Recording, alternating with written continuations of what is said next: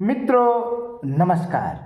हमारे साथ एक बार पुनः गौरव उपस्थित है। गौरव, हम लोग चर्चा करते आ रहे हैं आर्यों के सप्त सैंधव प्रदेश के बारे में। जैसा कि हम सभी जानते हैं कि उस समय यह 7 नदियों का प्रदेश हुआ करता था, है ना? बिल्कुल। तो ये 7 नदियाँ कौन कौन सी हैं? सरस्वती, सिंधु, सतलज, व्यास, चिनाब, रावी और झेलम। ये 7 नदियां हैं जो सप्त सैंधव प्रदेश। हाँ बिल्कुल। तो अब हम उधर से जब आते हैं तो सबसे पहले सिंधु नदी, उसके बाद झेलम नदी का प्राचीन नाम बोलिए आप। झेलम नदी का प्राचीन नाम वितस्था जी। उसके बाद चिनाव का प्राचीन नाम अस्किनी। रावी जी, परोशनी प्राचीन नाम। हाँ। अब व्यास का प्राचीन विपाशा, है ना जी। सतलज का प्राचीन नाम शतुद्री। शत मतलब 100 होता है। 100 धाराओं में उस समय बटी हुई थी, है ना, इसीलिए उनका नाम। हाँ, शतुद्री ऋग्वेद में उल्लेख है ऐसा। तो गौरव, हम नदियों की चर्चा कर रहे हैं तो उनमें से जो सर्वप्रमुख नदी है सिंधु के बारे में हम लोग चर्चा करें। जी बिल्कुल। तो क्यों यह महत्वपूर्ण है, बोलिए।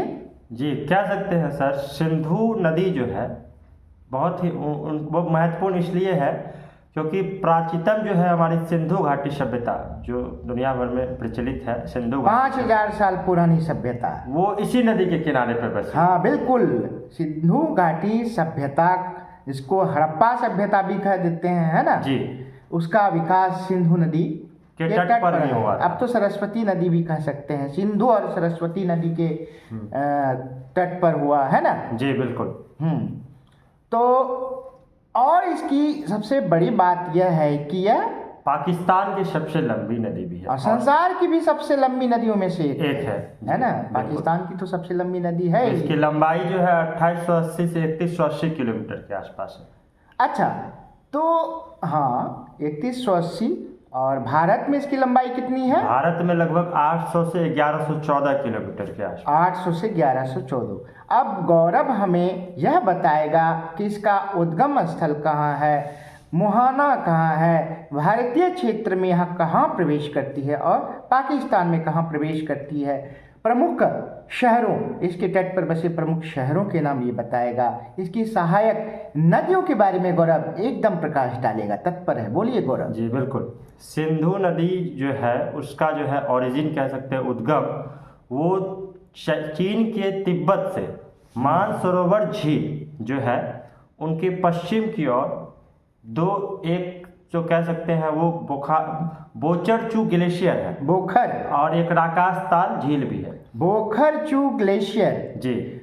मानसरोवर के पूर्व में एक बोखरचू ग्लेशियर है, वहाँ से सिंधु नदी निकलती है और उसके पूर्व में एक राकसताल या राक्षसताल भी कहते हैं। राक्षसताल क्या है? झील है जी बिल्कुल। तो उस झील से कौन सी नदी निकलती है? सतलज नदी निकलती है। और जब हम पूर्व की ओर आते हैं तो चेमा युंगडुंग हिमनद, कौन सा हिमनद है? चेमा युंगडुंग हिमनद, जिसको अभी कहा गया है कि आंगसू, है ना, आंगसी या आंगसू, है ना। पहले था चेमा युंगडुंग, अब थोड़ा सा बदल गया है, आंगसी हो गया। आंगसी। तो ये कैलाश के दक्षिण में है और मानसरोवर के पूर्व में स्थित है।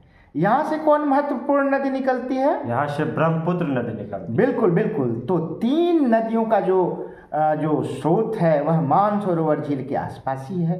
अब आइए, यह जो सिंधु नदी है तिब्बत में बहुत दूर तक उत्तर पश्चिम दिशा की ओर बहते हुए भारत के किस राज्य में प्रवेश करती है? जगह का भी नाम बताएगा गौरव। भारत के लद्दाख में प्रवेश करती है। बिल्कुल बिल्कुल। उसके बाद जो है लद्दाख के डेमचौक में प्रवेश करती है। उसके बाद वो पाकिस्तान में चले। पाकिस्तान का कौन सी जगह है? पाकिस्तान का वो चिल्लास। बिल्कुल बिल्कुल। उसके बाद वो जो है चिल्लास होते हुए अरब सागर में, हाँ, कराची के समीप अरब सागर में यह गिरती है, विशाल डेल्टा बनाते हुए।